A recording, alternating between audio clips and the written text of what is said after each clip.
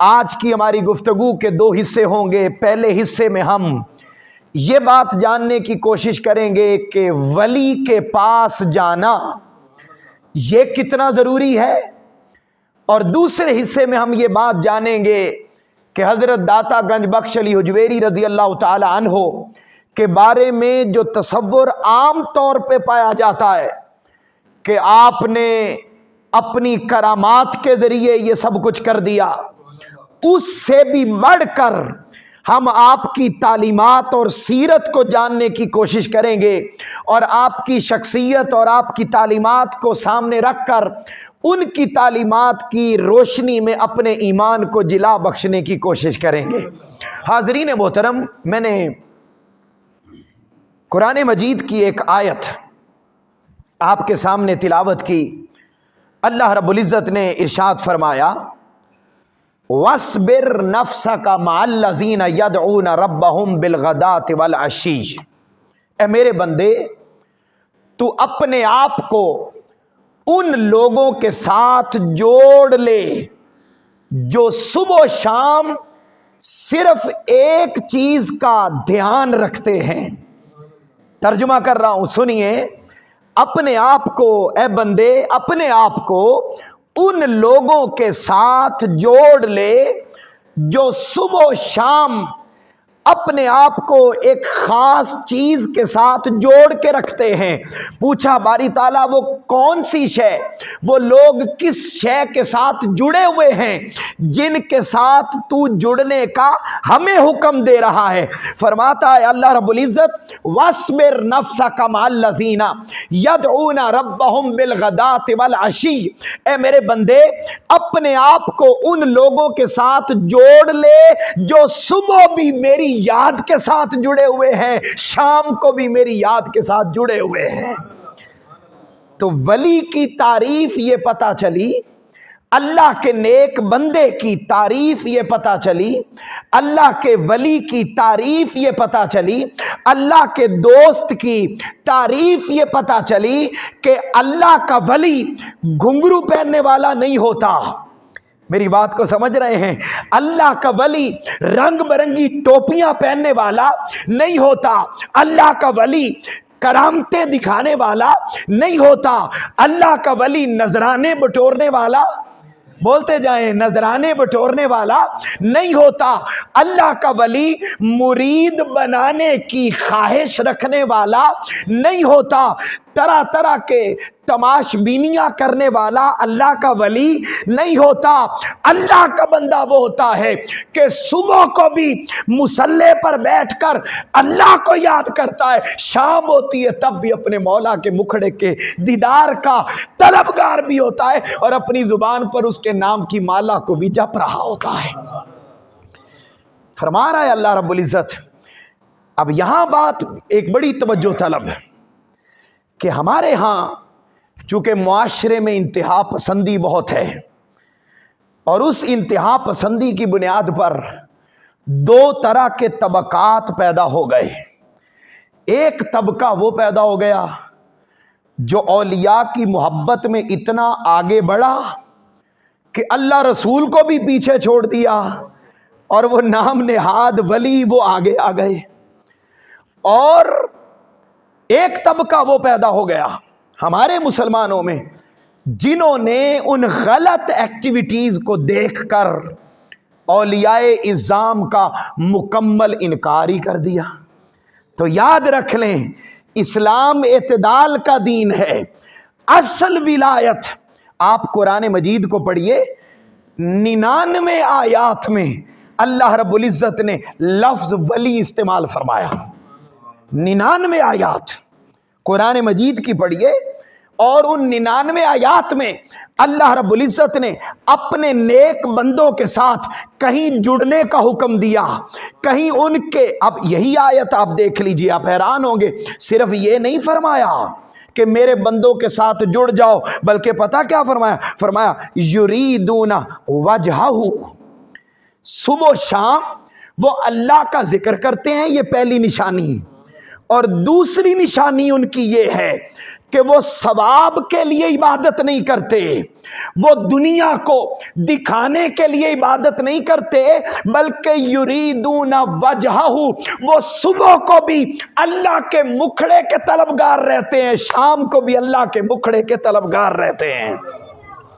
اچھا فرمایا ان کے ساتھ اپنے آپ کو جوڑ لو۔ اب اگلی بات سنیے گا، قرآن مجید کیا فرمایا، ان کے پاس چلے جانا، ان سے جڑ جانا، اور جڑنا پتہ کتنا، تھوڑا سا بھی نہیں، اتنا جڑنا، وَلَا تَعْدُ عَيْنَاكَ عَنْهُمْ، ایک لمحے کے لیے بھی اپنی نگاہیں ان کے چہرے سے نہ ہٹانا۔ باری تعالیٰ ہم تو نماز اس لیے پڑھتے ہیں کہ تجھ سے جڑیں، ہم روزہ اس لیے رکھتے ہیں کہ تجھ سے جڑیں، ہم عبادت اس لیے کرتے ہیں کہ تجھ سے جڑیں، ہم تیرے پاس آئے، تو کہہ رہا ہے پہلے میرے ولیوں سے جڑ جاؤ۔ کیا قرآن کیا کہہ رہا ہے؟ پہلے میرے ولیوں سے جڑو، اور اتنا جڑو کہ ایک لمحے کے لیے بھی تمہاری نگاہیں ان کے چہروں سے پیچھے، بولیے ایک لمحے کے لیے بھی تمہاری نگاہیں ان کے چہرے سے نہ ہٹیں۔ باری تعالیٰ ان کے چہرے کو دیکھنے سے ملے گا کیا؟ لیکن یاد رکھ لے، میں پھر زور اس بات پر دے رہا ہوں، یہ ان اولیاء کی بات ہو رہی ہے جو نذرانوں کے متلاشی نہیں، جو سال بھر لینڈ کروزر گاڑیوں اور پوری دنیا میں پھرے، اور جب گندم کا موسم آ جائے تو مرید یاد آ جائیں، اور سارا سال مرید صاحب بھی اپنی جہالت کی بنیاد پر گندم اکٹھی کر کے بچوں کو دے یا نہ دے، مگر پیر صاحب کی تجوری بھر دے، تو یاد رکھ لیں ایسوں کی بات نہیں ہو رہی، بات ان کی ہو رہی ہے جنہیں سیدنا امام حسن بصری کہا جاتا ہے، جنہیں فضیل ابن ایاز کہا جاتا ہے، جنہیں ابراہیم بن ادم کہا جاتا ہے، جنہیں رابعہ بصریہ کہا جاتا ہے، جنہیں ذوالنور مصری کہا جاتا ہے، جنہیں حبیب عجمی کہا جاتا ہے، جنہیں سیدنا سرکار غوث الاعظم کہا جاتا ہے، جنہیں داتا گنج بخش علی حجویری کہا جاتا ہے۔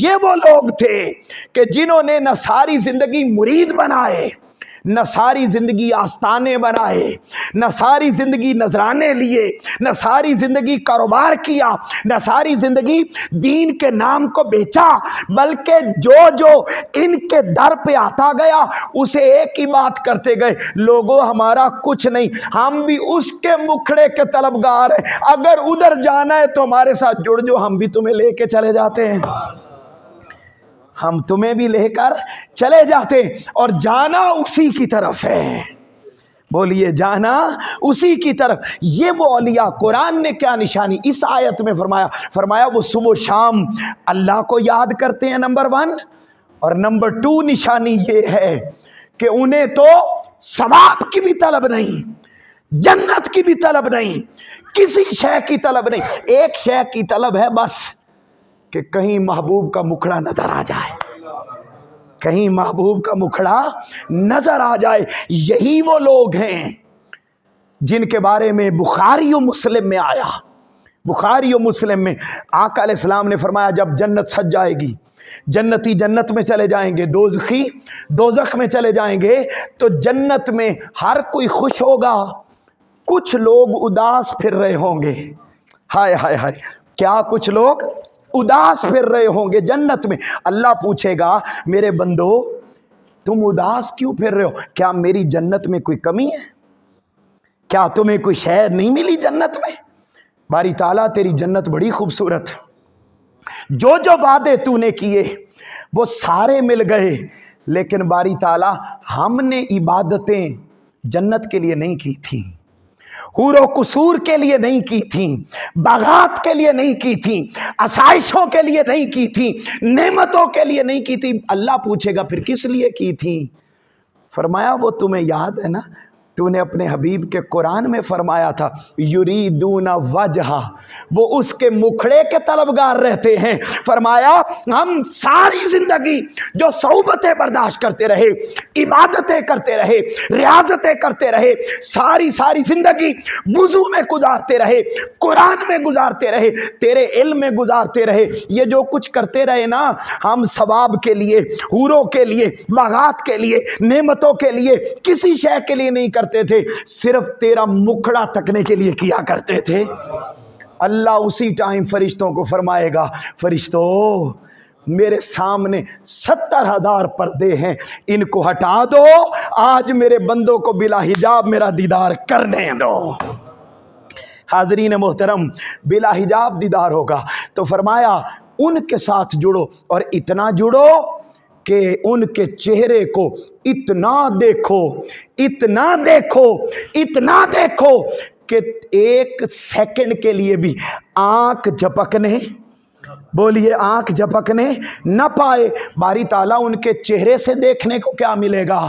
فرمایا تم نے نمازیں اس لیے پڑھی تھی کہ میں ملوں، بولیے نمازیں اس لیے پڑھی تھی میں ملوں، روزے اس لیے رکھے تھے کہ میں ملوں، آؤ میں ڈائریکٹ نہیں ملتا، میں تمہیں بتاتا ہوں کہ تم نے ان کے چہروں کو دیکھتے رہنا ہے، اور ان کا چہرہ اتنا نور والا ہوتا ہے کہ تاجدار کائنات صلی اللہ علیہ وسلم نے فرمایا اذا رؤوا ذکر اللہ، جب آپ ان کے چہرے کو دیکھتے ہیں وہ چہرہ پکڑ کے آپ کو اللہ کی یاد داخل کر دیتا ہے، ان کا چہرہ آپ کو اللہ کی یاد میں داخل کر دیتا ہے، پھر آپ چلتے پھرتے بھی اپنے مرشد کے رنگ میں رنگے جاتے ہیں، جیسے لمحہ بلمحہ آپ کا مرشد، آپ کا مربی، آپ کا شیخ اللہ اور اس کے رسول کی محبت میں جیتا مرتا ہے، اس کی صحبت میں بیٹھنے والا بھی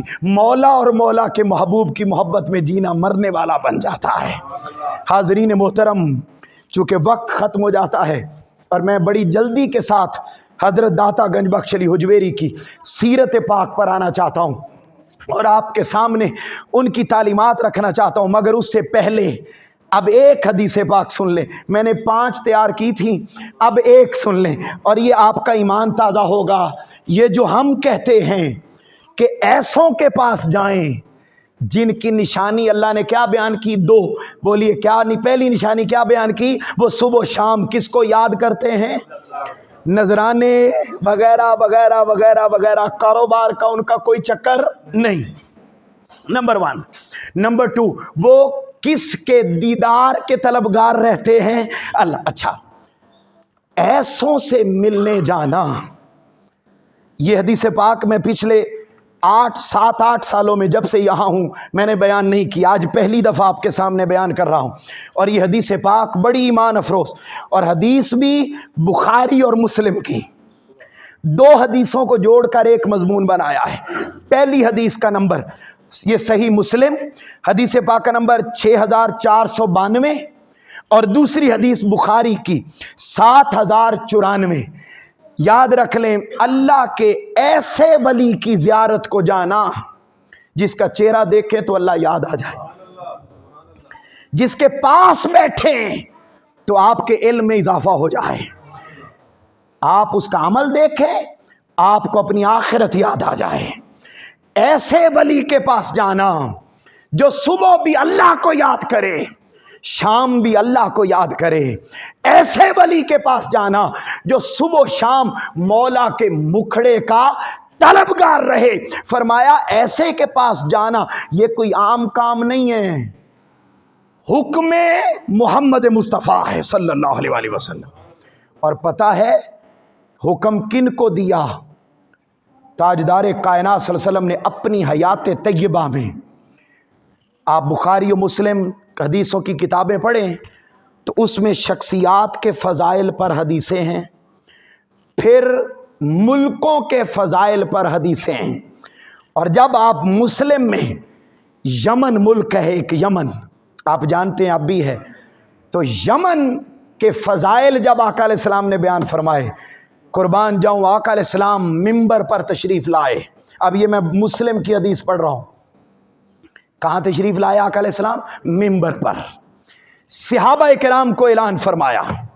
آقا علیہ السلام نے ارشاد فرمایا میرے صحابہ سنو، میرا ایک امتی ہے جس نے مجھے نہیں دیکھا اور میں نے اسے نہیں دیکھا، اسے ابو بکر نے نہیں دیکھا، عمر فاروق نے نہیں دیکھا، عثمان غنی نے نہیں دیکھا، 1.25 لاکھ صحابہ کرام میں سے ابھی تک کسی نے نہیں دیکھا. فرمایا وہ یمن کا رہنے والا ہے. بولیے کس ملک کا؟ یمن کا رہنے والا ہے. اور اس کا نام بعد میں بتایا، فرماتے ہیں یمن کا رہنے والا ہے اور اس کی نشانی یہ کہ اس کے دائیں ہاتھ پر ایک سفید داغ ہے. اور آقا نے فرمایا اس میرے امتی کا نام اویس ہے. یہ کن کی بات ہو رہی ہے؟ حضرت اویس قرنی کی. یاد رکھ لیں یہ صحابی نہیں ہیں، یہ نبی نہیں ہیں، یہ رسول نہیں ہیں، حضور کی امت کے ولیوں کے امام ہیں، صوفیاء کے امام ہیں. فرمایا آقا علیہ السلام نے وہ فرمایا میرا ایک امتی وہ یمن کا رہنے والا، اس کا نام اویس، اس کے دائیں ہاتھ پر ایک داغ. اور آقا علیہ السلام نے فرمایا وہ شتربان ہے. کیا ہے؟ شتر. اب آقا علیہ السلام نے نشانیاں بیان کر کے آقا علیہ السلام نے فرمایا اے میرے پیارے عمر اور اے میرے پیارے علی. اب یہاں سے آگے لفظ بخاری کے شروع ہو گئے. آقا علیہ السلام نے ارشاد فرمایا میرے عمر اور میرے علی، آپ دونوں نے، میں حکم دیتا ہوں، آپ دونوں نے میرے اس پیارے امتی، میرے امت کے اس ولی اویس کے پاس جانا ہے اور اس کو جا کے میرا خرقہ دینا ہے. آقا نے اپنا جبہ عطا فرمایا، فرمایا یہ جبہ لے جانا، میں دنیا سے جانے والا ہوں، میری ملاقات نہیں ہو سکے گی، یہ لے جانا اور لے جا کر میرے اویس کو دے دینا اور جا کے کہنا کہ آقا نے سلام بھیجا ہے اور ساتھ یہ کہا ہے کہ میری امت کی بخشش کے لیے دعا کر دے. اب مجھے بتائیے کیا آقا علیہ السلام امت کے لیے دعا نہیں کرتے ہوں گے؟ وہ تو ہر ٹائم کرتے تھے، ہر لمحہ کرتے تھے. لیکن آقا علیہ السلام اویس سے اپنی امت کی بخشش کی دعا کروا رہے ہیں، اس لیے تاکہ دنیا والوں کو میں جاتے جاتے یہ پیغام دے جاؤں کہ میرے امتیوں من گھڑت پیروں سے بچنا، اور اللہ والا جہاں پر بھی نظر آ جائے میں محمد صلی اللہ علیہ وسلم کی سنت ہے کہ اپنے معاملات کے معاملے میں اس سے دعا کروائی جائے. ہم جو اولیاء کے پاس جاتے ہیں تو اور انہیں جا کے کہتے ہیں دعا کروا دیں، کر دیں، تو یہ جو دعا کا معاملہ ہے یہ کوئی چھوٹا نہیں ہے. یہ ولیوں سے دعا کروانا یہ تاجدار کائنات محمد مصطفیٰ کی سنت ہے. بولیے کیا؟ تاجدار کائنات کی اور پھر انہوں نے دعا کی، ملاقات ہوئی، بعد میں پھر حضرت عمر فاروق کے زمانے میں بھی آئے، بعد میں یہ سلسلہ جاری رہا. حاضرین محترم، یہ ابتدا ذہنی طور پر آپ کو 2 جملے اب تک سمجھائے. ولی کون ہوتا ہے؟ قرآن کی آیت سے سنایا. پھر ایک اور جگہ پر اللہ رب العزت نے فرمایا ان اولیاءہ الا المتقون، اللہ کا ولی صرف وہ ہوتا ہے جو متقی اور پرہیزگار ہوتا ہے. اور یہاں زندگیاں بیت جاتی ہیں، 5 وقت کی نماز پڑھنے کی بھی توفیق نہیں ہوتی، اور کہتے کیا ہیں ساڑیاں مدینے ہوندیاں ہیں. تو اگر تمہاری مدینہ ہو سکتی ہے تو پھر آقا علیہ السلام کی تو روزانہ عرش پہ ہونی چاہیے. آقا علیہ السلام نے ساری مسجد نبی میں ہی پڑھی ہیں، عرش پہ جا کے کوئی نہیں پڑھی. بھائی آقا علیہ السلام کی پرواز تو اور ان کی طاقت کا اندازہ تو کوئی نہیں لگا سکتا نا.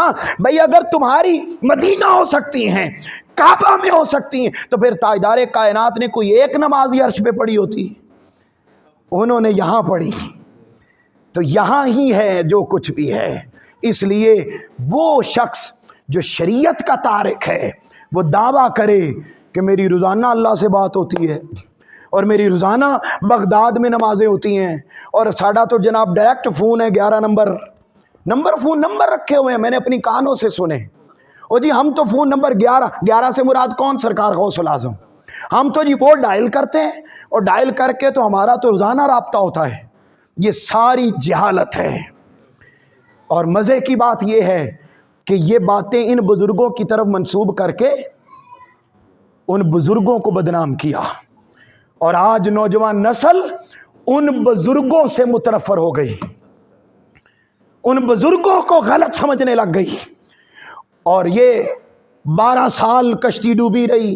اور یہ میری باتیں اگلی بھی سنیں، میں بڑا پکا سنی ہوں، آپ ان باتوں کو سن کے یہ نہ کہیے گا کہ میں کوئی اور ہو گیا ہوں، نہیں، میں وہ سنی ہوں جمیل قادری مرنے کے بعد میرا لاشا بھی کہے گا الصلاۃ والسلام انشاءاللہ العزیز۔ ایسی بات نہیں ہے، بات یہ ہے کہ ہم، لیکن یہ سنیت پر دھبے لگا کے، یہ غلط تصورات دے کے نوجوان نسل کو پراگندہ کیا، نوجوان نسل کو دین سے دور کیا، اللہ والوں سے دور کیا، اور نیک بندوں سے دور کیا، متنفر کیا۔ پھر ایک اگلا حملہ اور ہوا آج کے دور میں۔ بھائی دیکھیے، جیسے آپ کہیں گے کہ پھر یہ جو واقعات ہیں یہ تو کتابوں میں موجود ہیں، تو بالکل ہیں، تو ذرا ایک سوال کا پھر جواب دے دیں۔ اگر تصوف کی کتابوں میں یہ واقعات ہیں اور ہم کہتے ہیں یہ من گھڑت واقعات ہیں، اولیاء اعظام کا یہ شیوا نہیں تھا، اولیاء کا کیا تھا میں ابھی بتانے والا ہوں، لیکن اس سے پہلے ایک سوال ہے، تصوف کی کتابوں میں تو یہ من گھڑت واقعات داخل ہو گئے، اور ہم کہتے ہیں کہ یہ من گھڑت واقعات داخل کیے گئے، یہ سرکار غوث الاعظم کے نہیں تھے، یہ حضرت داتا گنج بخش علی حجویری کے نہیں تھے، کل اولیاء کے ان کا یہ طریقہ ہی نہیں تھا، یہ داخل ہوئے تو کہتے ہیں جی داخل ہوئے، تو یہ تو غلط، یہ انہی کے ہی سمجھے جائیں گے۔ میں نے کہا اگر یہ انہی کے ہی سمجھے جائیں گے تو پھر بتائیے حدیث کی کتابوں میں من گھڑت حدیثیں داخل ہوئیں یا نہیں ہوئیں؟ تو جب من گھڑت حدیثیں داخل کی گئیں کرنے والوں نے حدیثوں کو نہیں چھوڑا، تو تصوف کی کتابوں کو وہ کیسے چھوڑ دے؟ کیا تاریخ کی کتابیں ساری سچی ہیں؟ ان میں من گھڑت واقعات نہیں داخل؟ بھئی ہر ایک میں داخل کیے۔ اب فرق عالم کا کام ہے، اب پڑھے لکھے بندے کا کام ہے کہ وہ ان باتوں، ان کتابوں میں سے ان حدیثوں کو، ان تاریخ کے واقعات کو اور ان تصوف کی باتوں کو لے گا جو قرآن، محمد مصطفیٰ اور خدا کے دین سے مطابقت رکھتی ہوں گی، جو باقی ہوں گی انہیں من گھڑت بیان کر کے انہیں چھوڑ دیا جائے گا۔ اور حاضرین محترم، ان واقعات کی وجہ سے کبھی بھی اللہ کے نیک بندوں کو چھوڑنا، کیوں نہیں چھوڑنا؟ کیونکہ قرآن کہہ رہا ہے تم ان کے پاس جاؤ اور ان کے چہرے کو ایسے تکتے رہو کہ ایک لمحے کے لیے بھی تمہاری آنکھ جھپکنی نہیں چاہیے۔ حاضرین محترم، یہ وہ اولیاء اعظام، انہی میں سے ایک مبارک ہستی جن کا ذکر ہم آج کرنے لگے ہیں۔ وقت بڑا مختصر رہ گیا، آئیے ابتدا کر رہا ہوں حضرت سیدنا داتا گنج بخش علی حجویری رضی اللہ تعالی عنہ۔ اب میں آپ کے سامنے ان کی تعلیمات رکھنے لگا ہوں۔ کہیں پر بھی وہ کرامت نہیں آئے گی جو بیان کی جاتی ہے کہ آپ کا جوتا بھی ہوا میں اڑنے لگ گیا اور فلاں ہو گیا اور فلاں ہو گیا۔ کیا دین سکھانے کے لیے صرف جوتے ہی رہ گئے؟ کیا دین سکھانے کے لیے یہ نہیں رہ گیا کہ حضرت داتا گنج بخش علی حجویری نے اپنی زندگی میں کئی 100 کتابیں لکھی؟ میں ان کے نام بتاتا ہوں، ان کے یاد رکھ لیں جتنے اولیاء ہوئے، کوئی ایک ولی بھی آپ کو ایسا نہیں ملے گا جو عالم نہ ہو۔ یہ بات کو سمجھیں، کوئی ایک اللہ کا ولی ایسا نہیں ملے گا جو عالم نہ ہو۔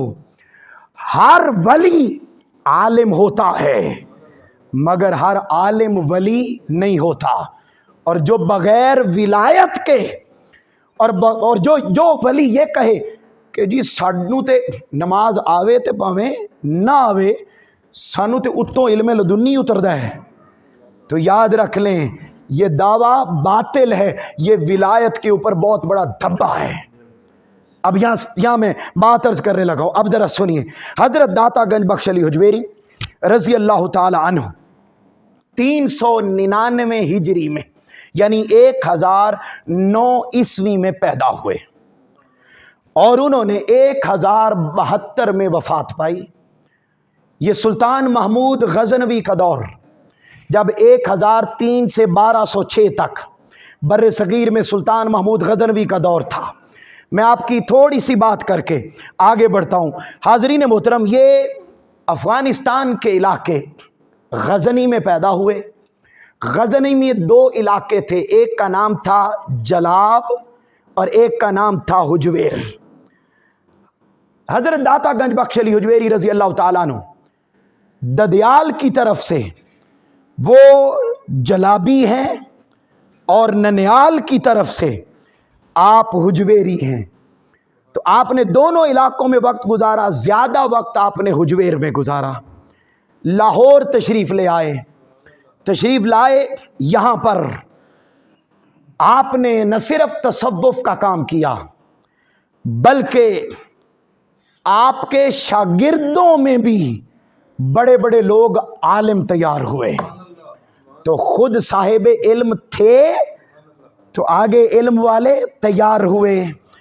آپ نے بے شمار کتابیں لکھیں اور آپ کا تذکرہ ان کتابوں کا اور آپ کی تعلیمات کا نظام الدین اولیاء رضی اللہ تعالی عنہ انہوں نے اپنی کتاب فوائد الفواد میں کیا۔ پھر حضرت سیدنا شیخ فرید الدین عطار آپ نے اپنی کتاب تذکرۃ الاولیاء میں کیا۔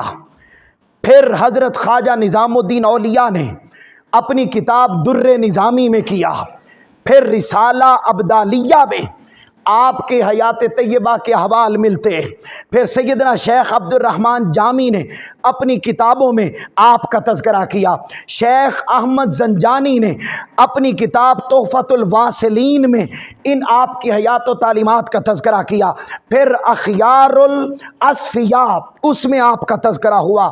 پھر ثمرات القدس اس میں آپ کا تذکرہ ہوا۔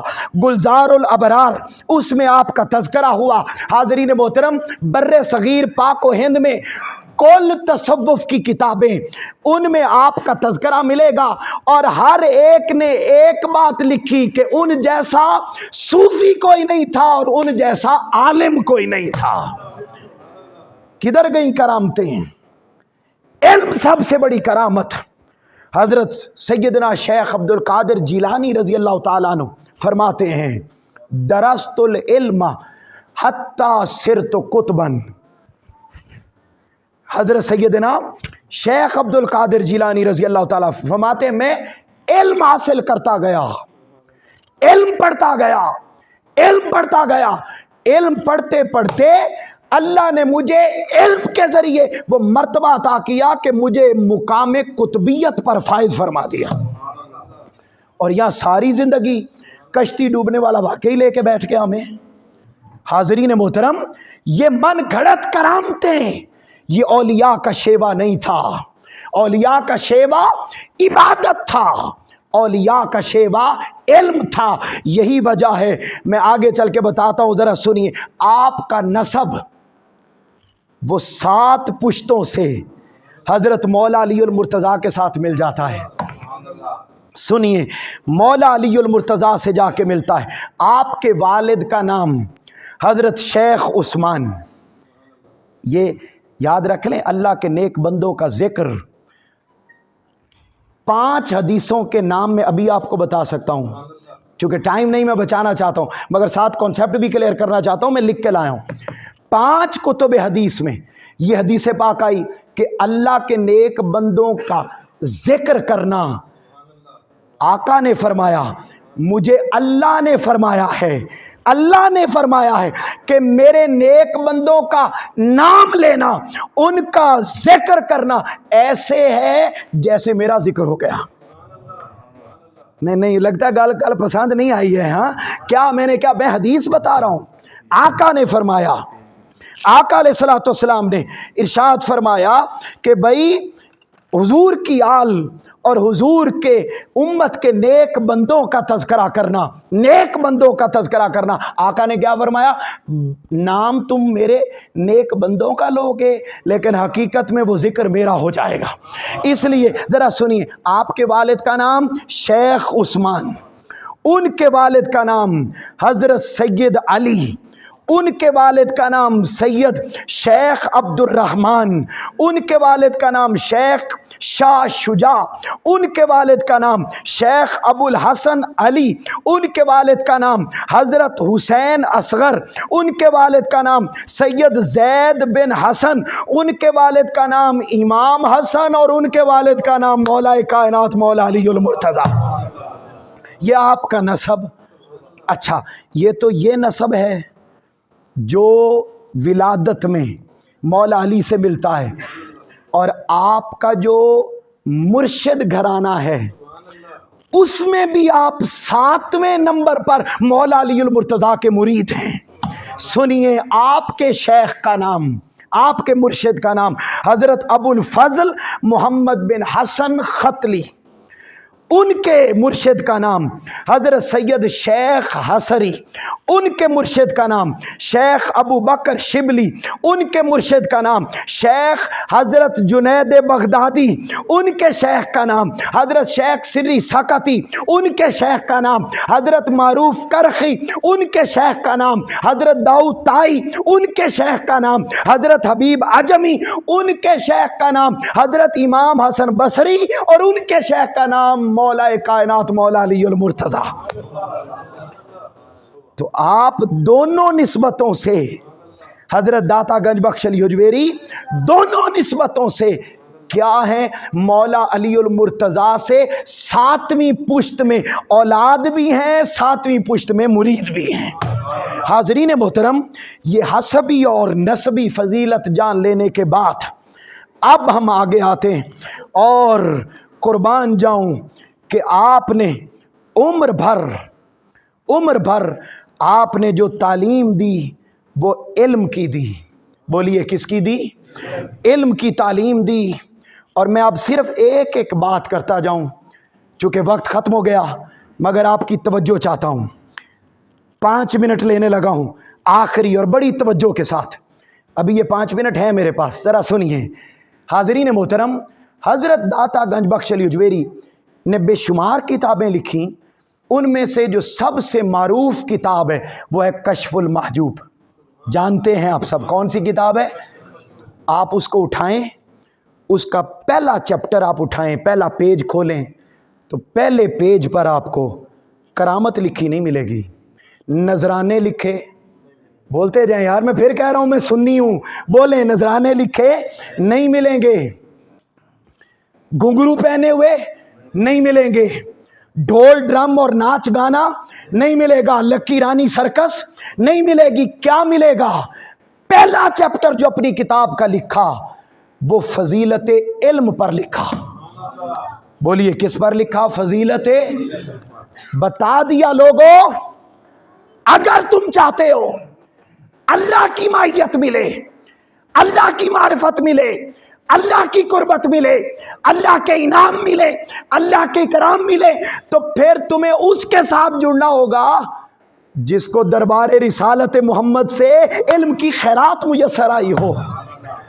اور جو جاہل، جسے نہ شریعت کا پتہ، نہ طریقت کا پتہ، نہ حقیقت کا پتہ، نہ معرفت کا پتہ، پرلے درجے کا جاہل، بے نمازی، بے کردار، جھوٹا، نذرانے بٹورنے کے لیے، مرید بنانے کے لیے اور ان چکروں اور کاروبار کے لیے آ جائے تو یاد رکھو اس کے پاس نہ جانا، وہ بھی گمراہ ہے۔ کامیاب کون ہے؟ قرآن نے پہلے اعلان کر دیا تھا، علم والے اور نا علم رکھنے والے کبھی برابر۔ حاضرین محترم، یہ ڈیٹیل تھی ساری، مگر اس کو چھوڑ کر اب آخری بات کرنے لگا ہوں۔ تصوف، روحانیت اور صوفی ازم اور ولایت۔ آپ سے پوچھا کہ ولایت کس کو کہتے ہیں، آپ نے بے شمار تعریفات کو اپنی کتاب میں جمع کیا، اینڈ پر جو آخری تعریف آپ نے فرمائی بس وہ سن لیں اور اپنا ایمان تازہ کریں کہ حقیقی صوفی کون ہے، اللہ والا کون ہے۔ یاد رکھ لیں، جس آستانے پر نذرانے نظر آئیں، پیسے اور ویلے نظر آئیں، میں اعلان آپ کو تصوف کا، ولایت کا اور اصلی ولی کا چہرہ دکھا رہا ہوں۔ وہ کسی شے کی خواہش ہی نہیں کرتا۔ ہم نے ایک دن پوچھا اپنے شیخ سے، شیخ الاسلام ڈاکٹر محمد طاہر القادری سے، ہم نے پوچھا ولی کی تعریف کیا ہے؟ آپ نے ہمیں جواب، آپ نے فرمایا بیٹا ولی وہ ہے جس کو مرید بنانے کی خواہش نہ ہو۔ کیا؟ جس کو مرید بنانے کی خواہش نہ ہو۔ پوچھا کیوں؟ برے صغیر میں تو یہی چلتا ہے۔ آپ نے فرمایا اس لیے کہ جو ابھی مریدوں کا طلبگار ہے وہ اللہ کا طلبگار کب بنے گا؟ کیونکہ جو اللہ کا طلبگار بن جائے اسے پھر نذرانوں کی حاجت نہیں رہتی، پھر مرید بنانے کی حاجت نہیں رہتی۔ وہ جمگٹا اکٹھا نہیں کرتے کہ وہ بھی مرید، وہ بھی مرید، وہ بھی مرید، سارے ہی بن جاؤ۔ اور یہ تصور بھی غلط ہے سوسائٹی میں کہ جس کا مرشد نہیں اس کا مرشد شیطان ہوتا ہے۔ اس کی کوئی حقیقت نہیں، یہ ایک ڈگری ہے تصوف۔ جو اس ڈگری کو لینا چاہے وہ کسی صوفی کا سٹوڈنٹ بنے، اور جس کو ڈگری لینے کی ضرورت نہیں ہے، عام مسلمان ہے، اس کے لیے قرآن اور فرمان رسول کافی ہے۔ ہاں، صحبت اچھی رکھو، کمپنی اچھی رکھو، نیک لوگوں سے جڑو، ان کے ساتھ بیٹھو، یہ انعام دیتا ہے۔ اب ذرا سنو، آپ سے پوچھا تصوف کسے کہتے ہیں؟ آپ نے 8 نشانیاں بیان فرمائیں۔ اونچا بولیے، کتنی نشانیاں؟ فرمایا جس بندے میں یہ ہوں اس کو اپنا ولی بناؤ، اس کو اپنا مرشد بناؤ، اس کو اپنا امام بناؤ۔ پہلی نشانی آپ نے فرمایا جس کی طبیعت میں ابراہیم علیہ السلام جیسی سخاوت ہو۔ اب ذرا بولتے جائیں، کیا؟ بولیے بولیے، کیا بولنا ہے ذرا؟ سبحان اللہ، بولیے۔ پہلا پوائنٹ آپ نے کیا فرمایا؟ اس کو ولی بناؤ جس کی طبیعت میں حضرت ابراہیم علیہ السلام جیسی سخاوت ہو۔ نمبر 2، جس میں حضرت اسماعیل علیہ السلام جیسی رضا ہو۔ تیسرا فرمایا جس میں حضرت ایوب علیہ السلام جیسا صبر ہو۔ پھر فرمایا جس میں حضرت زکریا علیہ السلام جیسا اشارہ ہو، جس میں حضرت یحییٰ علیہ السلام جیسی غربت ہو۔ کیا ہو؟ اور یہاں سب سے بڑی گاڑیاں لینڈ کروزر کی کس کی ہوتی ہیں؟ مرید کھجل ہو رہا ہے، اس کے پاس سائیکل میں ہوا بھروانے کے پیسے نہیں، وہ مرید کو، وہ اپنے مرشد کو لا کے دیتا ہے۔ نام نہاد حرام کھاتے ہیں ایسے مرشد، حرام کھاتے ہیں ایسے پیر، وہ نذرانے لینا ان کے لیے جائز۔ میں پھر کہہ رہا ہوں، میں سنی ہوں، میں تیسری دفعہ بتا رہا ہوں، مگر یہ تصوف کو کاروبار بنا دیا بر صغیر میں، اور اصل چہرہ مٹا دیا اس کا۔ حاضرین محترم، اگلی چیز چھٹی فرماتے، جس کا لباس حضرت موسیٰ علیہ السلام کے لباس کی طرح کا اونی لباس ہو۔ نظر آتا ہے ایسا کوئی مرشد؟ پھر فرماتے جس کی سیاحت پوری دنیا میں اپنا پیغام پہنچائے، سیاحت اس کی حضرت عیسیٰ علیہ السلام جیسی ہو، اور فقر محمد مصطفیٰ جیسا ہو صلی اللہ علیہ وآلہ وسلم۔ یہ 8 نشانیاں جس مرشد میں ہوں وہ مرشد ہے۔ حاضرین محترم، یہاں تو آستانوں نے، ہر آستانے نے اپنی الگ الگ ٹوپی بنا رکھی ہے نا، کسی کی کیسی ٹوپی، کسی کی کیسی، کسی کی کیسی۔ حاضرین محترم، حضرت داتا گنج بخش علی حجویری رضی اللہ تعالی عنہ، آپ بھی اور آپ کے مرشد، آپ کے پاس کوئی اسپیسیفک ٹوپی پہن کر، اسپیسیفک جبہ پہن کر، اسپیسیفک رنگ کا لباس پہن کے آ جاتا، آپ نہ پسند فرماتے، اور اگر کوئی ایسا آ جاتا تو آپ اس کے ساتھ شدت کے ساتھ پیش آتے، اس کو گائیڈ کرتے اور کہتے اگلی دفعہ یہ خاص چیزیں پہن کے نہ خاص ظاہر نہیں کرنا، خاص اپنا دل کرنا ہے کہ اللہ اپنا بصیرہ تمہارے دل میں داخل فرما لے۔ اس لیے دوستو باتیں بہت رہ گئی، مگر یہ بات توجہ طلب ہے کہ صوفی وہ ہے اللہ والا وہ ہے جس کو دیکھا جائے حاضرین محترم، جس کو دیکھا جائے، جس کو بھی دیکھا جائے حاضرین محترم، وہ ایسا نظر آئے آپ کو کہ اس کا چہرہ دیکھیں آپ کو اللہ یاد آ جائے، اور ایسوں کے پاس جانا، ایسوں سے جڑنا حاضرین محترم، مسلم کی حدیث پاک ہے، تاجدار کائنات صلی اللہ علیہ وآلہ وسلم نے مسلم شریف میں حدیث پاک یہ بیان فرمائی، اور آقا نے ارشاد فرمایا قیامت کا دن ہوگا، کوئی سایہ نہیں ہوگا، اللہ رب العزت خود اعلان فرمائیں گے، یہ مسلم کی حدیث پاک نمبر 2568، آقا نے فرمایا اللہ قیامت کے دن اعلان فرمائے گا کہ کدھر ہیں وہ میرے بندے جو ایک دوسرے سے میری خاطر محبت کرتے تھے۔ ہم داتا گنج بخش علی حجویری سے اور کل اولیاء سے محبت دنیا کا مال حاصل کرنے کے لیے نہیں کرتے، دنیا میں آسائشیں لینے کے لیے نہیں کرتے، صرف اس لیے کرتے ہیں کہ وہ اللہ کے بندے ہیں، اللہ کے نیک بندے، علم والے، دل صاف والے، قدورت سے خالی، نفرت سے خالی، ہر ایک کے لیے محبت کا پیکر، غریبوں کے لیے محبت کا پیکر، اللہ کے بندے، ہم انہیں اللہ کا بندہ سمجھ کے محبت کرتے ہیں۔ آقا نے فرمایا جو دنیا میں اللہ کی خاطر کسی سے محبت کرے گا، اللہ قیامت کے دن فرمائے گا کدھر ہیں وہ سارے، آ جاؤ، آج کوئی سایہ نہیں ہے نا، میں رب ہو کر انہیں اپنے عرش کا سایہ عطا فرماتا ہوں، اپنے عرش کا سایہ عطا فرماتا ہوں۔ اس لیے اولیاء سے محبت کرو تاکہ ہمیں قیامت کے دن کیا میسر آ سکے، اللہ کا اور اس کے عرش کا سایہ میں۔ اللہ رب العزت قبول فرمائے۔